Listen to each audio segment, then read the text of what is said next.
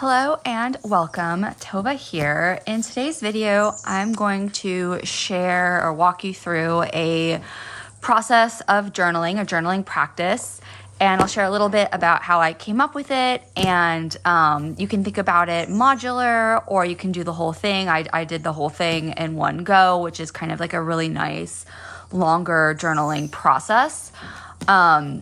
I will say that for this practice and pretty much any practice that I have on my YouTube channel, I have them available as PDF downloads that I am happy to email to you. I do charge for them. But if you're interested in having this whole process like in a format where it's all written down and very sequentially like laid out in terms of, and I like to have a lot of scaffolding with my journaling. I find that a lot of journaling prompts are just kind of like these really, they feel too open-ended, and I kind of personally like to have something that's a little bit more scaffolded and structured. So if you like that and you want to have it all as a PDF download, feel free to email me at tovadramatherapy@gmail.com and I can get you set up with that.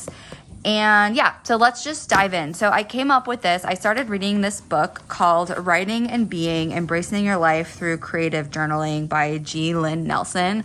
And I got to one of the prompts about where you are now, and I read up until the first prompt, which is, how are you feeling about yourself right now? What things about yourself do you feel good about? What things about yourself do you feel unhappy about right now? And what ways do you feel yourself changing or wanting to change? And I stopped right there because, again, that's one of those examples of a prompt that just feels like really big, and to me feels kind of boring to just sit down and write from kind of just this more like analytical and logical frame of mind. As if you're familiar with how I like to work, I like to be very expansive and approach things kind of in ways that might bypass like our conscious mind, or just really kind of tap into our intuition and our creativity. So I expanded that practice and I broke it down, and now I'm going to take you through it just kind of as a bit of a demo. So as I go through the prompts, I like to write them at the top of the page in my journal, just so that if I look back on it, I kind of have a sense of what I was doing. So the first step I call, and you can use obviously colors for this. I'm just going to keep it fairly minimal. I'm outside, so I don't have all of my pens with me. So I'm just using a basic black pen, and then I also have a highlighter. So the first part of this is, I'm going to put it at the top. It's sense and sketch. And again, depending on how much time you have, you can just do one of these prompts. You can do them, one per day or however it makes sense for you, or you can just kind of set some time aside if you have like an hour or so to just go through all of them. And then if I wanted to, I might make some notes to myself about what this particular practice uses. And this one is 5 minutes. So if you want to go ahead and set a timer, that's what I did for 5 minutes. The first part, the sense and sketch, is where you just close your eyes and notice shapes or colors or textures or sounds that really feel like you in this moment. So however you want to explore that, you can sketch, you can doodle, you can just jot words, not, kind of letting go of any judgment about what it is that you are doing. So if I had access to colored pens, I might just kind of choose, green and maybe make a squiggle to represent something that I'm feeling or whatever. You can just kind of squiggle or doodle or whatever you want. You can actually write words, maybe, noting sounds, whatever it is, kind of using your senses, right? And this doesn't have to be super realistic. It doesn't have to be really complex. It's kind of just using senses to describe where you're at right now. So that's 5 minutes. Then the next step is to pull a symbol. So I'm going to write at the top. If this was, wherever I'm at on my page, or if it's another page, I would just write draw a symbol. And this one takes anywhere from 5 to 10 minutes, depending on what you have time for. So if you don't have a lot of time, I would set the timer for just 5 minutes. If you have a little bit longer time, maybe 10 minutes. And this one, you can choose a tarot card, an oracle card, a Dixit card, or even a charm randomly. So I'm going to be pulling, I'm using the Crystallary Oracle cards today. So I would just take out my cards. No, I don't need the guidebooks. I don't use guidebooks really for this kind of a thing. And just shuffle it a few times. And then pulling a card randomly. So I got, oops, is this two? No, this is just one. So find your way home, and it is turquoise. So I would just write that on in my journal, find your way home. I might, write the message on it, and turquoise. Another way I'm going to explore this card is thinking about so two questions. One is, and this is a free writing. So what is this showing me about myself? So I'd write, and answer that question. And then the next question that I'm going to think about with this card is, what does it notice that I might not? So I'm using this card to answer these two questions for 5 to 10 minutes of what is this showing me about myself and what does it notice that I might not? Now, an optional twist is that you could pull 3 objects if you're using charms, or 3 cards, and connect them in a mini story. So you could either kind of play around with something like that with just the order that you pulled them. So, or you could play around with or reorganizing them in a way that seems to kind of more intuitively make a story to you. So if I had pulled these 3, I might go like this, right? So what are you becoming? Expand into wonder, and then find your way home. And then you could still answer those same questions. Like, what is this showing me about myself? And what does it notice that I might not? And again, if I was going to use 3, I personally would want to just write what those cards are in my journal. So that's step 2. The third part of this is what I call word wandering. So I'd write that at the top of my page, or wherever I am on the page. And the way that this one works is to choose a random word from your environment, something maybe that you can see, or a book, or a song. And then you're gonna free associate for about 2 to 3 minutes, and that can include nonsense, fragments, or images. And the way that I chose my random word is, I'll show you exactly what I pulled from. So I rolled a dice. These are just some dice that I have, and I pulled one. I just pulled a die randomly, and the one that I had chosen when I did this, I think, was this D10. And I rolled a 9. So this is my much larger journal. It's much more interactive, much more mixed media type of stuff. I obviously, this is I guess nowadays it's called a junk journal, but whatever. Anyway, it's besides the point. So I rolled a 9. So I opened up to the 9th page, which is this one. And I have lots of different ways that I like to engage with this type of a journal. But in any case, one of them was just writing. I'm not going to digress into how I do this type of a journal, because that's not the focus of this video. But in any case, as you can see, there's lots of different words on this page. And the first one that my mind, or that stood out to me, was the idea of hidden. So what I did then was, in my journal, I made a mind map with hidden, and I just kind of free associated to that word. So I set a timer. I think I only did 2 minutes, but you can do 3 minutes or so for this. And then after that part, right, I try to keep each of these prompts to about 5 minutes. So if I did 2 minutes, I spent 3 minutes doing the next part, which is then I went back and looked at everything that I had written, that I associated to hidden, whether it's a word or a phrase.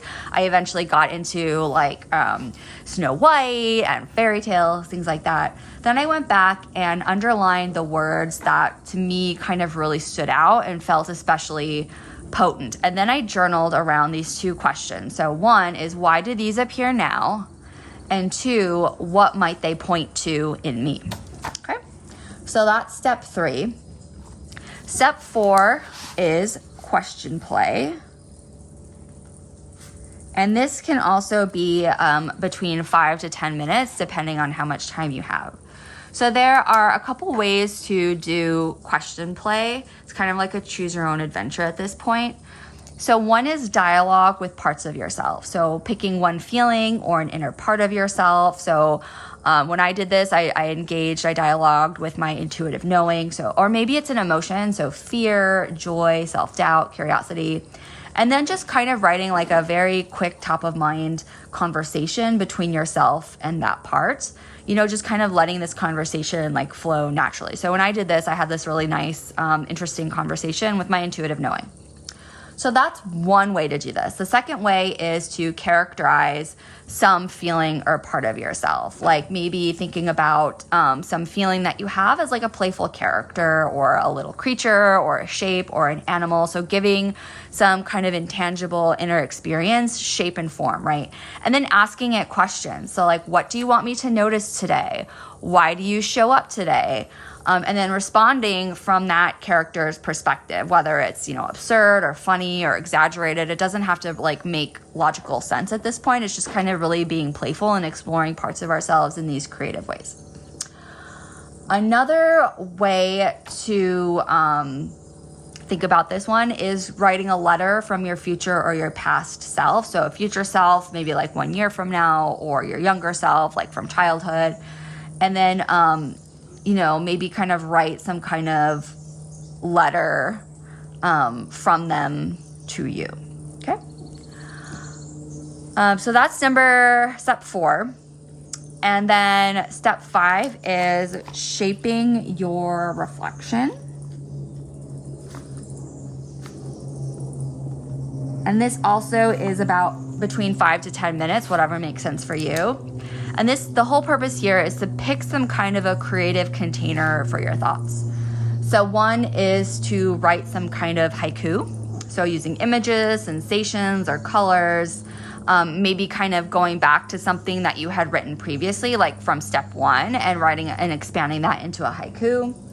Maybe you map or create some kind of a landscape of your inner world. So maybe kind of drawing some kind of a map representing your emotions, your energy, your thoughts. In my PDF, if you choose to purchase that, I have some like ideas for different zones and what those could like relate to or reflect. And then, if you want to be more like kind of expand this one, you could label that map with questions or small symbols instead of words, and kind of feeling more like this like very expansive inner landscape. You could dialogue between different parts of yourself. So instead of you versus a part of yourself, maybe picking 2 to 3 feelings or inner parts of yourself and kind of either writing out that conversation. And for this one, keeping it really short, like 1 or 2 sentences per like voice, or you could also just kind of envision what that conversation would look like. So thinking about which part would speak first, what is it that they want to say, what's the dynamic, like how do they listen to each other. So thinking more about that process of communication rather than like in the previous one, what that actual communication is. And then the 4th is thinking about creating like a little mini journal entry about a talisman or a charm. So imagining that you are carrying a talisman or a charm that represents your inner powers today, and either, writing or doodling answers about, what shape or object is it, what power or abilities does it have, how does it interact with the challenges that you're facing or the feelings that you're noticing today.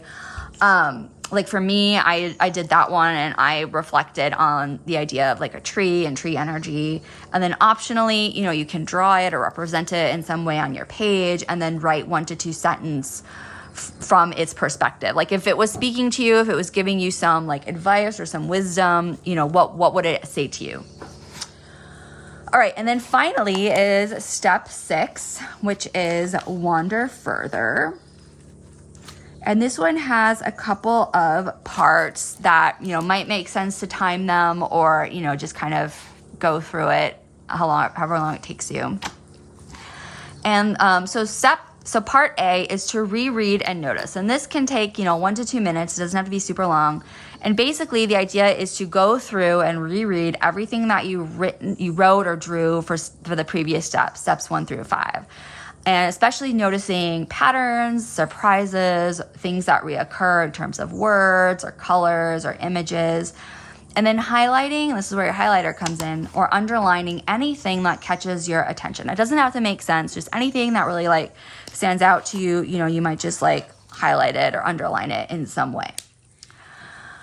So the next part B, 6B, is to ask generative questions. So from what you've noticed, ask yourself like new and open-ended questions. So maybe writing down new questions that are emerging for you, maybe noticing what feelings or thoughts you might want to explore next, or symbols, images, or words that are feeling really alive for you that you want to carry forward, and kind of writing these down without trying to answer them or figure them out, just kind of having this like playful stance of curiosity about them, right? And so step 6 is part C, step 6C is optional, but I really like it because I love pretty much anything that has to do with using tarot, oracle, and imagery cards for self-exploration. So I absolutely did this. And the way that this works is to pick one card or object or word from your space, or even going back through what you wrote and rereading, you know, from maybe steps 2 or 3. And so choosing that. So I would choose a card, right? And this one, first the fire. So again, you know, if I would write, for me personally, I would want to write down first the fire and then Larimar for this card in my journal. And then imagine that it is whispering a secret or a message about your inner world. And then write 1 to 2 sentences from its perspective as if it could speak, right? So from its perspective, like I am the what, and kind of like this message kind of that it has for you. And then maybe you want to kind of like draw a tiny symbol for it next to the sentence, or however you want to kind of embellish that, or, you know, add some kind of visual aspect of it if you want to, right? And so then the final like closing part, step 6D, is picking 1 to 2 insights, images, or questions from this journaling practice that you want to keep in mind for the day or for the week. And maybe just kind of like writing them in like a small little like corner of your page, or just marking them in some way with like a star or some other symbol, just to kind of like what are you basically taking from this writing practice? So anyway, I hope this was helpful. If you like this video, please like it. Be sure to subscribe to my channel for more of these really kind of creative and expansive ways to journal and to explore ourselves. And like I said, you know, I'm trying to figure out a way to put different PDFs so that you can just go and choose the ones that you want and then purchase them like on my website. But for now, if you're interested in getting any of my practices in a PDF written out form, please email me and I'll let you know pricing and I'll send that to you. All right, thank you and bye.